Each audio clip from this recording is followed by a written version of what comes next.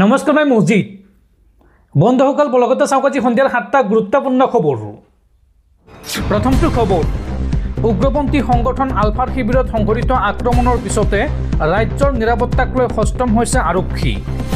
সীমান্তৱৰ্তী নাগালেণ্ডৰ লগতে ৰাজ্যৰ বিভিন্ন স্থানত অভিযান চলাই আটক কৰা হৈছে 10জনকৈ আলফাৰ লিংমেনক। অসম আৰক্ষীয়ে অভিযান চলাই আটক কৰিছে অসীম অধিকাৰী, বলেন ডেকা, ধ্ৰুৱজ্যোতি বৈশ্য, ধৰ্মেন্দ্ৰ ডেকা, সিৰাজউদ্দিন আলী, ইমৰান আলী, সুৰজিৎ দে, শংকু দাস, আহাম কন্যাক, ইয়াং তোৱাং কন্যাকক আটক কৰিছে চৰাইদেউ আৰক্ষীয়ে। পৰৱৰ্তী খবৰ, উচ্ছেদৰ বিৰুদ্ধে খিলঞ্জীয়াৰ মহাগৰ্জন আৰম্ভ। ৰাজপথলৈ ওলাই আহিল হিন্দু, মুছলমান, খ্ৰীষ্টান। গোৱালপাৰা জিলা আয়ুক্তৰ কাৰ্যালয়ৰ সন্মুখত উচ্ছেদৰ বিৰুদ্ধে ভয়ংকৰ প্ৰতিবাদ।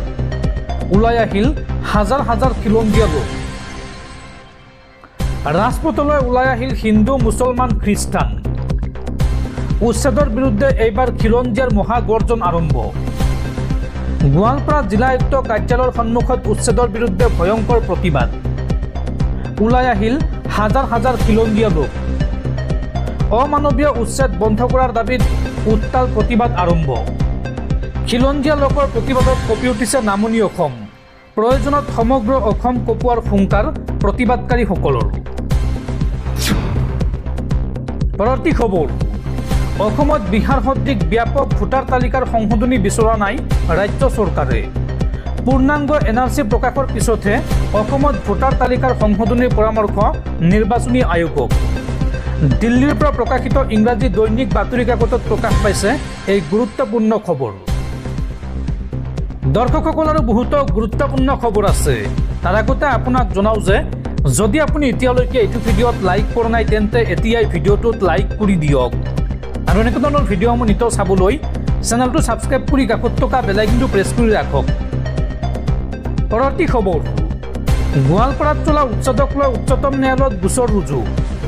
আদালত অৱমাননাৰ গোচৰ তৰিছে উচ্ছেদিতই।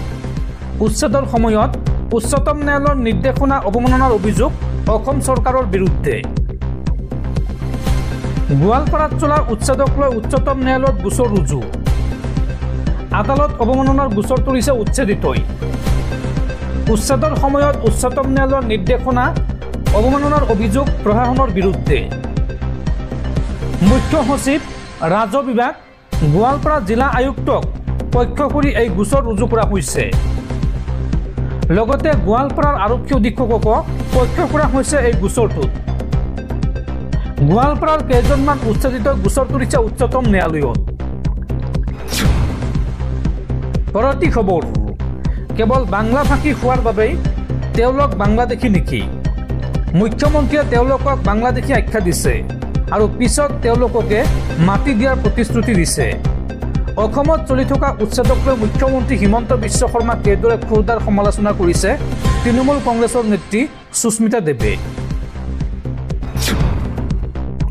পৰৱৰ্তী খবৰ, ভাৰতত মুকলি হ'ল টেছলাৰ প্ৰথমটো শ্ব'ৰুম। মুম্বাইৰ বিকেচিত মুকলি হ'ল এই শ্ব'ৰুমটো।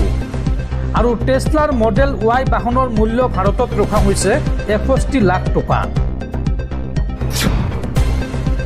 পৰৱৰ্তী খবৰ, নিষিদ্ধ ঘোষিত উগ্ৰপন্থী সংগঠন আলফা স্বাধীনৰ শিবিৰত মৃত্যু হৈছে আন এজন কেডাৰৰ।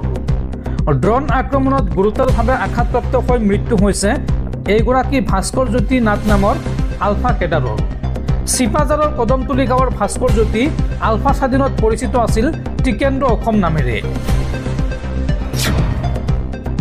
পৰৱৰ্তী খবৰ, উজনি অসমৰ জনগাঁথনি পৰিৱৰ্তনৰ প্লেনিং চলাইছে একাংশই। খিলঞ্জীয়াই উচ্ছেদক সমৰ্থন নকৰিলে আগন্তুক 20 বছৰত অসমৰ ভৱিষ্যত বিপদত পৰিব, বা আগন্তুক 20 বছৰ অসমৰ কাৰণে বিপদজনক। সংবাদমেল পাতি এই মন্তব্য কৰিছে ৰাজ্যৰ মুখ্যমন্ত্ৰী হিমন্ত বিশ্ব শৰ্মাই। উজনিৰ জনগাঁথনি পৰিৱৰ্তনৰ ষড়যন্ত্ৰ হৈ আছে। খিলঞ্জীয়াই উচ্ছেদক সমৰ্থন কৰক, অন্যথা আগন্তুক 20 বছৰত অসমৰ ভৱিষ্যত বিপদত। 13গৰাকী খিলঞ্জীয়াৰ উচ্ছেদক লৈ আন্দোলন হৈছে, কিন্তু লখিমপুৰৰ জনগাঁথনিৰ ষড়যন্ত্ৰক আমি ৰখালোঁ। বিগত 15 বছৰত লখিমপুৰৰ জনগাঁথনি সলনি হৈছে, সেই কথাটো বহু ৰাইজে আলোচনা নকৰিলে। ধিং আৰু লাহৰী ঘাটৰ ৰাইজ আহি কুৰিয়াম ঘাটত বহিছে। উজনিৰ জনগাঁথনি পৰিৱৰ্তনৰ বাবে ষড়যন্ত্ৰ কৰা হৈছে। অসমীয়া মানুহে উচ্ছেদক সমৰ্থন নকৰিলে 20 বছৰৰ ভিতৰত ধ্বংস হ'ব। উচ্ছেদ সন্দৰ্ভত মুখ্যমন্ত্ৰী হিমন্ত বিশ্ব শৰ্মাৰ এই ডাঙৰ মন্তব্য। পৰৱৰ্তী খবৰ, চুবুৰীয়া ৰাজ্য অৰুণাচল প্ৰদেশত অসমৰ যুৱকক গুলীয়াই হত্যা আৰু ইতিমধ্যে অসম আৰক্ষীৰ সহযোগত মৃতদেহ চমজাই দিছে অৰুণাচল আৰক্ষীয়ে। বিহালীৰ তিনিহুটি আৰক্ষী চকীৰ অন্তৰ্গত অসম অৰুণাচল সীমান্তৰ বগীজুলিৰ অঞ্চলৰ শংকৰ পেগু নামৰ এজন যুৱকক অৰুণাচল প্ৰদেশত গুলীয়াই হত্যা কৰা হৈছে। 13 জুলাইত অৰুণাচলৰ ৰয়িং দিভাং ভেলীৰ তাধাৰ ভাই নামৰ এজন ব্যৱসায়ীয়ে শংকৰক গুলীয়াই হত্যা কৰাৰ অভিযোগ উত্থাপন হৈছে। মূৰত আৰু ভৰিত দুটাকৈ গুলী লগাৰ ফলত মৃত্যু হয় শংকৰৰ। প্ৰাপ্ত তথ্য অনুসৰি 20 দিন পূৰ্বে অৰুণাচল প্ৰদেশৰ ৰয়িং দিভাং ভেলীত শ্ৰমিক হিচাপে কাম কৰিবলৈ গৈছিল শংকৰ আৰু 14 তাৰিখে নিশা বিহালীৰ বগীজুলস্থিত স্বগৃহত অৰুণাচল প্ৰদেশ আৰক্ষীয়ে অসম আৰক্ষীৰ সহযোগত মৃতদেহ পৰিয়ালৰ লোকক চমজাই দিয়ে। এইখিনিতে উল্লেখ কৰা প্ৰয়োজন যে যোৱা 18 জুনতে প্ৰবাস দোলা নামৰ যুৱক এজনক অৰুণাচল প্ৰদেশৰ চিম্পুৰ ইটানগৰত টাইজন নামৰ এজন লোকে মাৰপিট কৰি হত্যা কৰাৰ অভিযোগ উত্থাপন হৈছিল। ইফালে চুবুৰীয়া ৰাজ্য অৰুণাচল প্ৰদেশত অসমৰ যুৱকৰ ওপৰত ধাৰাবাহিক আক্ৰমণ হত্যাৰ প্ৰতিবাদত আৰু ন্যায়ৰ দাবীত আজিৰ পৰা অনিৰ্দিষ্টকালীন অসম অৰুণাচল সংযোগী পথ অৱৰোধৰ ঘোষণা কৰিছে মিচিং জনগোষ্ঠীৰ তিনিটাকৈ সংগঠন TMPK, MMK আৰু TMMK। এই তিনিটাকৈ সংগঠনে পথ অৱৰোধ ঘোষণা কৰিছে অনিৰ্দিষ্টকাললৈ। পৰৱৰ্তী খবৰ, ৰাজ্যৰ লাখ লাখ মুছলমান লোকৰ বাবে জৰুৰী খবৰ। এইবাৰ হজলৈ যাম বুলি ভাবিছে যদি খৰধৰ কৰক। 31 জুলাইৰ আগতে কৰক এই কাম। ৰাজ্যৰ লাখ লাখ মুছলমানৰ বাবে জৰুৰী খবৰ। এইবাৰ হজলৈ যাম বুলি ভাবিছে যদি খৰধৰ কৰক। হজ যাত্ৰাৰ আবেদনৰ বাবে 31 জুলাই শেষ সময়সীমা ধাৰ্য কৰা হৈছে। 31 জুলাইৰ ভিতৰত আবেদন নকৰিলে বঞ্চিত হ'ব পাৰে হজ যাত্ৰাৰ পৰা। ছৌদি আৰব চৰকাৰে এইবাৰ বান্ধি দিছে কঠোৰ সময়সীমা, যাৰ পৰিপ্ৰেক্ষিতত সংখ্যালঘু পৰিক্ৰমা মন্ত্ৰালয়ৰ জৰুৰী নিৰ্দেশ। সকলো আনুষ্ঠানিকতা সময়মতে সম্পূৰ্ণ কৰাৰ তৎপৰতা। হজ 2026ৰ বাবে আগ্ৰহীসকলক শীঘ্ৰেই আবেদন কৰাৰ আহ্বান।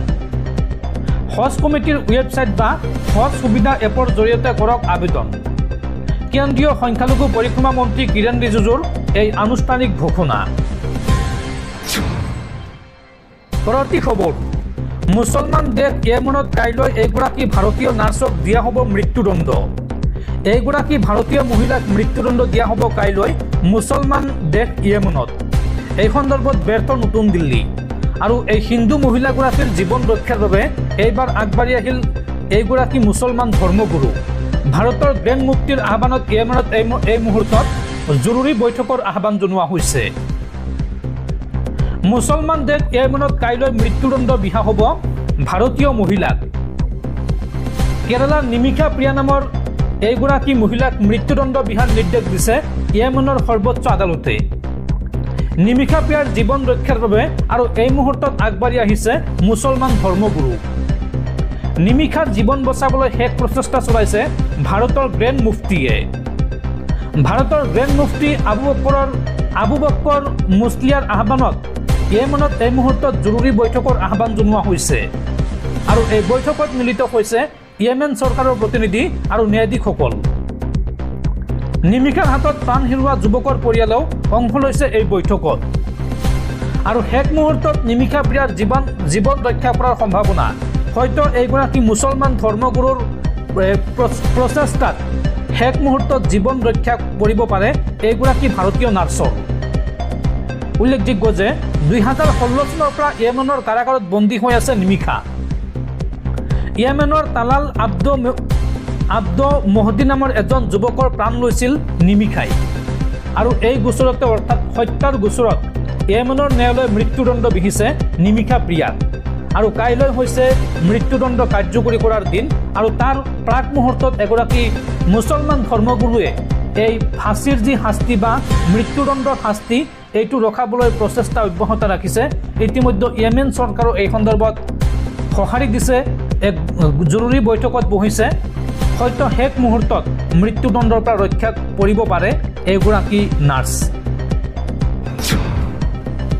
পৰৱৰ্তী খবৰ, উচ্ছেদ চলোৱা ৰাজ্যৰ লাখ লাখ মুছলমানক মাতি দিব চৰকাৰে। আবেদনৰ বাবে মুখ্যমন্ত্ৰীয়ে ঘোষণা কৰিলে 5টা পদ্ধতি।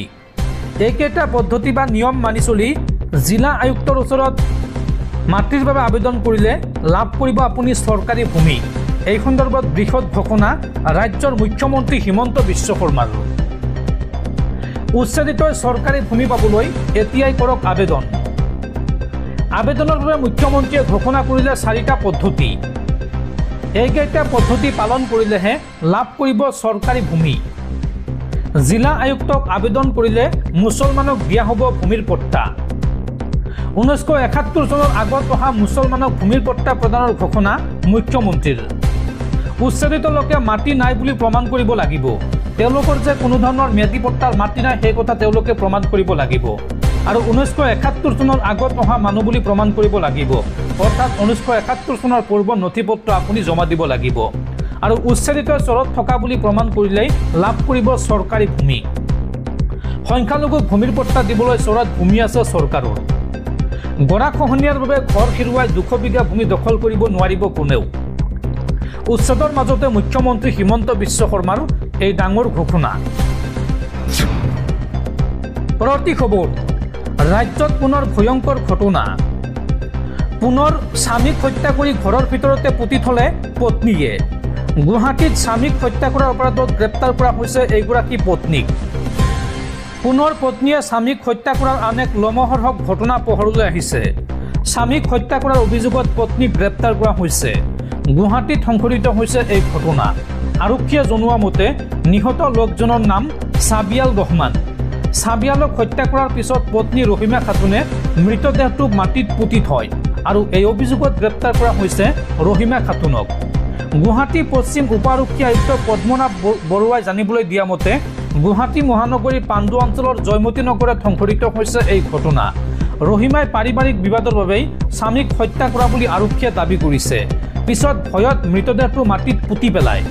আৰক্ষী বিষয়াগৰাকীয়ে জেৰাৰ সময়ত ৰহিমাই হত্যাকাণ্ডৰ কথা স্বীকাৰ কৰা বুলিও দাবী কৰে। এই হত্যাকাণ্ড 26 জুনত সংঘটিত হোৱা বুলি জানিবলৈ দিয়া আৰক্ষী বিষয়া পদ্মনাভ বৰুৱাই। ৰহিমাই আৰক্ষীক জনোৱা মতে তেওঁৰ স্বামীয়ে প্ৰতিদিনে মদ্যপান কৰি ঘৰলৈ আহি অশান্তিৰ সৃষ্টি কৰিছিল আৰু সেইদিনাও দুয়োৰে মাজত কাজিয়া হৈছিল। দুয়োৰে মাজত হতাহতি হয় আৰু কাজিয়াৰ সময়তে ৰহিমাই মাতাল স্বামীক হত্যা কৰে। স্বামীৰ মৃত্যু ঘটাত তেওঁ ভয় খাইছিল।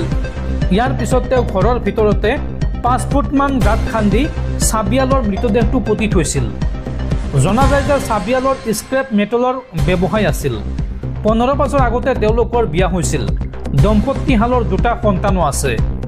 আৰক্ষীৰ সূত্ৰৰ পৰা জানিব পৰা মতে কিছুদিন ছাবিয়ালক দেখা নোপোৱাত চুবুৰীয়াৰ সন্দেহ হৈ পৰে আৰু এই বিষয়ে তেওঁলোকে ৰহিমাক সোধে।